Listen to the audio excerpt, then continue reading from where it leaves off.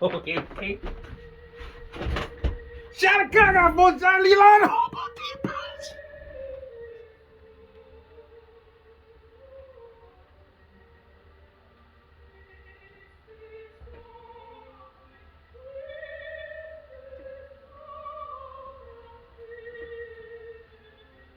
Okay, enough of that. All right, so anyway, all right, so let's turn this down.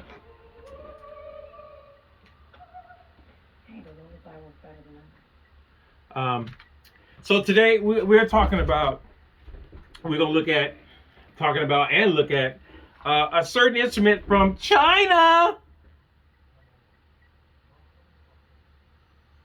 China. All right, so on this particular bass, it looks like one of the American-made, most of the most well-made basses in America, made in the USA. This one has a figure in shape of that. I can't say what that bass is because last time I quoted a name of a bass here, the company contacted me. That's so sad. But anyway, so today we're looking at this bass here from China. Now, as you look at this bass, you can tell it has a shape of right. Has that whole shape. So I gutted it out, shielded it up. It's already shielded. It got the tone monster in it already.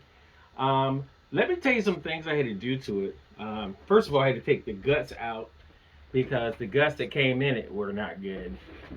They were not gutted. I said they were not gutted. Is that a word? Yeah, that's gut is a word. All right, so I had to shield the input jack, shield the cavity on the inside, and shield the pickups, and also let me slide this down a little bit so you guys can see it. So the neck comes. Sometimes they come so bad that they can draw blood. So I've been working on this neck for most of the morning to get it where it won't draw blood, where it's actually comfortable. All right, that you can take, a tissue. If you have a tissue, take a piece of edited tissue and go like this, and it won't tear it. All right, see, it don't tear there on the same way, and you don't hear it rubbling. I said rubbling. Hey Hootie, I said rubbling. You don't hear it rubbling. That is not a word, rubbling. You don't hear it rubbling. I gotta use that one again. You don't hear it rubbling. Rubbling. That's what. Crazy.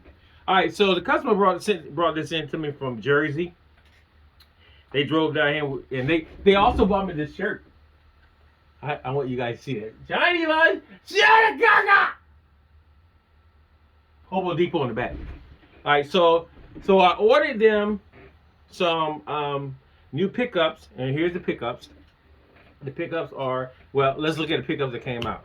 These are the pickups that came out. Actually, they probably wouldn't have sounded too bad with this Tone Monster preamp in it. But then again, we don't know until you hook it up. All right. Sometimes the pickups in these basses are not too bad. All right, you can live with them. But I ordered a custom-made Kent Armstrong. These are Kent Armstrongs. You can see that. They're custom-made. They're called J80s. J80s H Humbuckers X's or something like that. And they are custom-made just for this bass. And Kent Armstrong is, to me, is just an amazing guy. I love him, man. His attitude is amazing. He loves people, and people love him. And that's how you keep your business running. You love people, and people will love you. All right. So, like I said, these came in last week. I mean, this weekend actually. And so I got to install them. Now, let me tell you some things I had to do to this bass. Now, I got to keep that going. Can you see? Let's turn this around a little bit. All right. So, first of all, the bass comes and has a shellac over it, a clearing over it. What I normally do is scrape all the clearing off. All right, take it down to the bare wood. That way, I know this bass will breathe. I'm not saying it wouldn't breathe with the clear coat on it, because what I'm going to do is I'm going to put some oil on it once I put, once I get through making sure the frets and stuff is already good, I'm going to oil it down. I had to take some. I'm doing this really fast, y'all. I had to take some steel wool and steel wool clean the frets and stuff like that after I got through with the fret work. Another thing is I'm trying to get all this stuff in. This neck didn't seem to be too bad. It didn't have some of this going on. But what you need to know about these type of bases, y'all, I'm telling you, is that this wood dries out really quick. And when wood dries on a neck, I don't know what kind of wood these are. I think they're supposed to be what they're supposed to be. But then again, I don't know. On these type of bases, the neck got a tendency to dry out.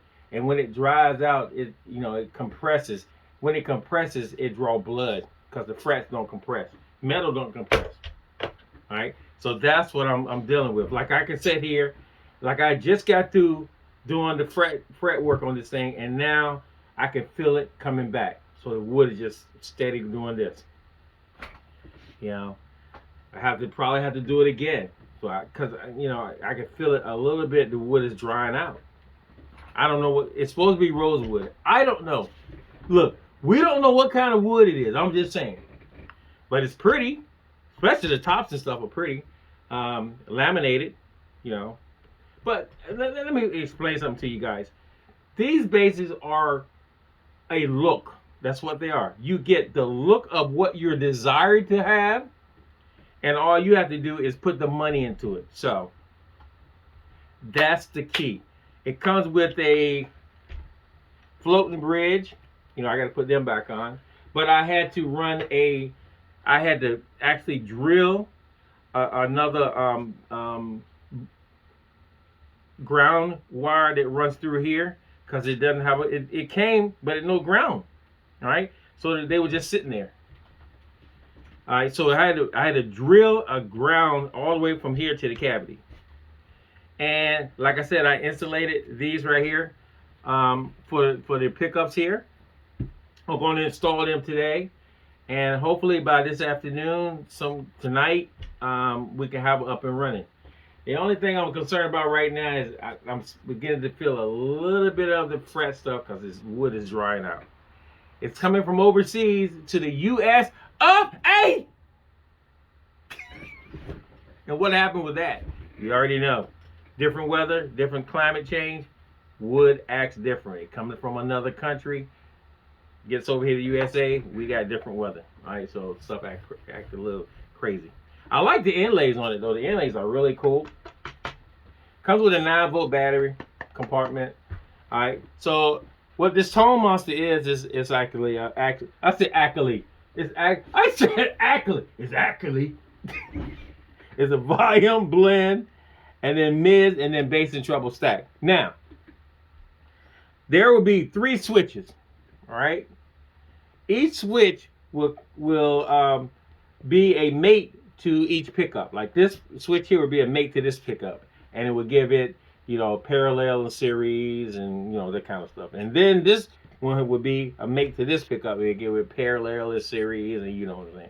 And then this one may mate on and off because they drilled that hole in there. And, look, say no more. It could be just a switch to turn the bass on and off, or it could be just a switch sitting in there.